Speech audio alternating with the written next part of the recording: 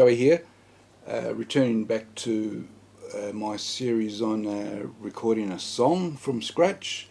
So this is part 3, and we'll just go over the previous parts. Part 1 was about the preliminaries and the research and working out your blueprint for the song. Part 2 was working out the guitar parts on GuitarPro.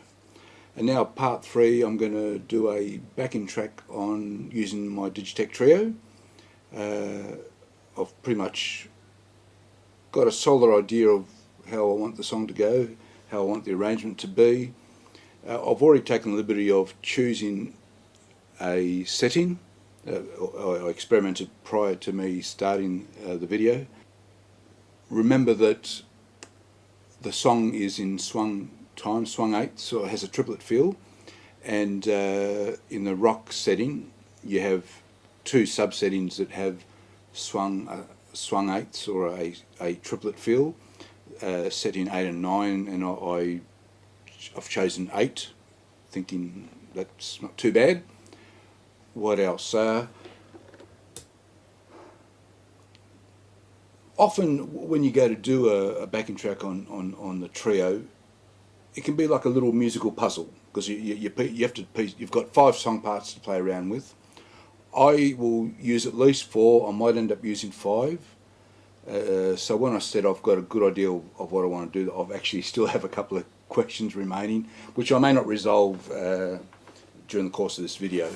In this case, one of the big questions, I've got two big questions. The first big question is, the intro has a very different feel to the remainder of the song, so I haven't quite worked out in my mind whether I'll use the Trio for the intro or whether I'll try and do the intro in Cubase, because in Cubase you can add percussive elements quite easily. I like to do the whole song on the Trio and then whack it into Cubase, but I do have the option of doing, say, 80 to 90% of the song and filling in the bits in Cubase, and I've done that before a few times. So there's that question. I'm still undecided. If I want to get closer to the song, I probably need to do it in Cubase. On the other hand, I am curious about trying to do the intro on the Digitech Trio, and just as an experiment to see what I get back. I probably won't do that in this video because I'll probably take a lot of time on that. But let's do the other parts that I know best, and let's get those out of the way, and then I'll start experimenting afterwards. And for the next part in this series, we will be recording in Cubase, and I would have put through the final Trio product into Cubase, and you'll be able to hear the final thing there before I start layering any additional tracks, which will form part of the next video. I mean, I won't show all the tracks I end up doing, but I could just show a couple sort of live, doing it live. Now, so that was the first puzzle. I haven't quite resolved that in my head, although I am swinging towards experimenting with the Trio to see what I get. And I did a video on this a few back about having a play around the Trio just to see what you get, to sort of push you into areas you may not have thought of. So I'm thinking about doing that here, and it will end up sounding different to the original, but I sort of am attracted to that in any event, because it's going to be my arrangement. The other thing is I'm looking at sort of the lyrics and chord chart here. Another thing is the verse and chorus both share sort of similar pattern, where there's a C, E minor, C, E minor, C, E minor for the first 3 lines, sort of 4 bars of each pair of chords, and then the last line differs between the verse and the chorus, and indeed when you get to the solo you have that same pattern of C, E minor, but then the last line differs again, so you have actually 3 different endings. So the way I'm thinking of doing the song parts is to do the C, E minor bit, which I'll use for verse, chorus and solo, yeah, I'll reuse that bit because it's pretty much identical in all bits. So I'll use that song part in all 3 song parts, and then I'll do a separate song part for each ending, verse ending, chorus ending, solo ending, and that's 4 song parts, and then I'll save the 5th for if I end up the 5th one. I'm going to save to sort of play around with the intro and see if I can work something interesting out for the intro, which I'm not going to do today, but I am going to do the other parts.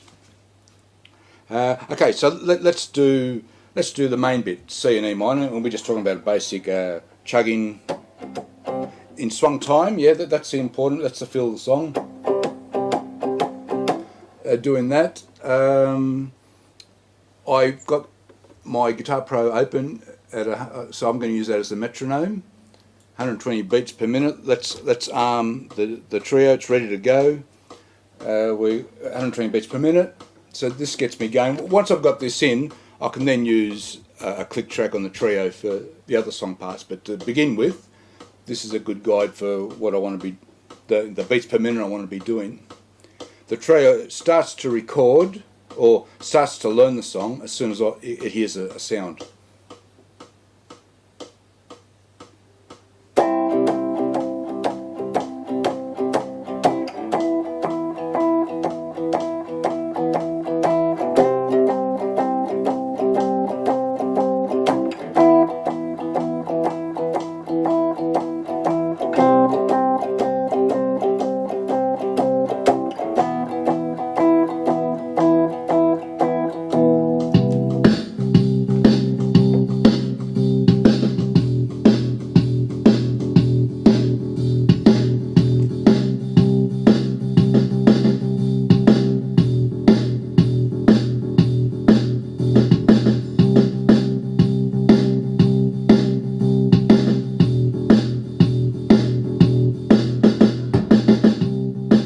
Okay, so now so the trio is now giving me the drums and bass back.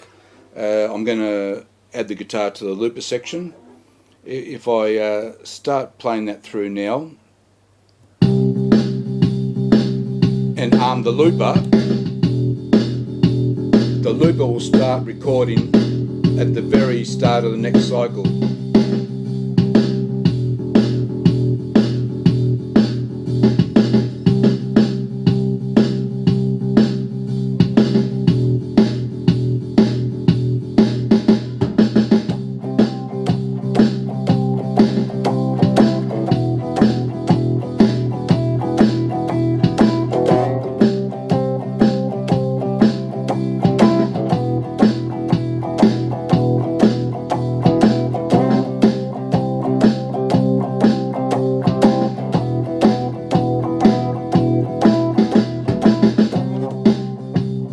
Okay, that's come through.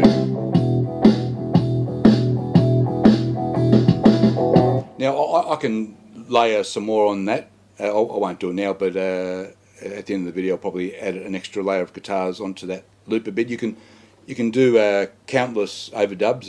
I'm not sure if there's even a limit. I'll generally do at least 2, sometimes 3. And not always of the same guitar part either. You can obviously, once you've got the looper going, add different guitar parts, but for the moment that's all I want. That's enough for my backing track to put into Cubase as sort of my starting tracks. Okay, we'll go on to the next song part. Here I want to do the last line of the verse, which is a C, a B7, then 2 bars of E minor. Let's get a click track going. Arm the trio. What have we got? C. I need to remember what I'm doing. C, B7, E minor. Okay.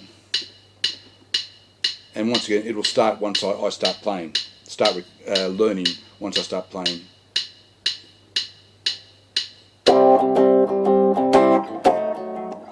Let's do that again. This sometimes happens.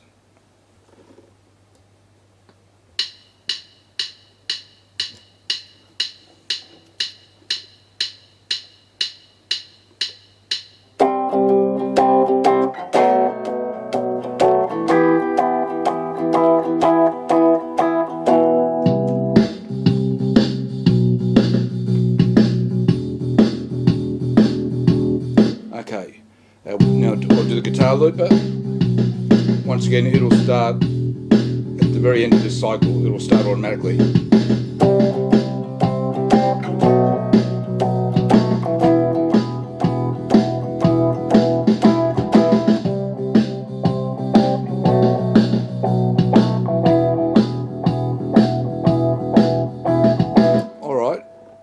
Lastly, or for just for this session, I'm going to do the end of the chorus. So I'll go to the end of the solo as well, but I've actually I need to double check what that is. I've forgotten how the solo ends. So let's do the chorus now. So that's a bar of C, and then just half bar of A minor, half bar of B7, and then it goes straight into that intro, which I'm not doing just yet. I've changed. Let's get the click going. Okay. So bar of C, half bar of A minor, half bar of B7, and we end.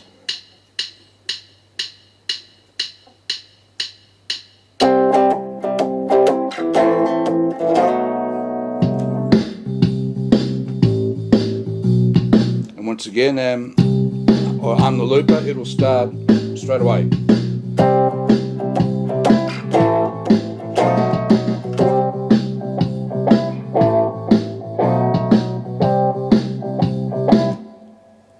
Okay, that'll do for the moment.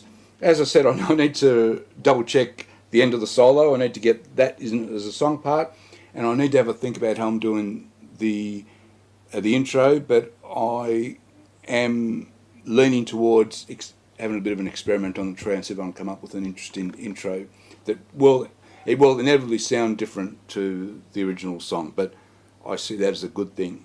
Oh, let's end that there. So that's the Digitech Trio part 3 of recording a song. Part 4 will be we're straight into Cubase and we'll start doing some tracks. Okay, thanks for watching. Bye bye.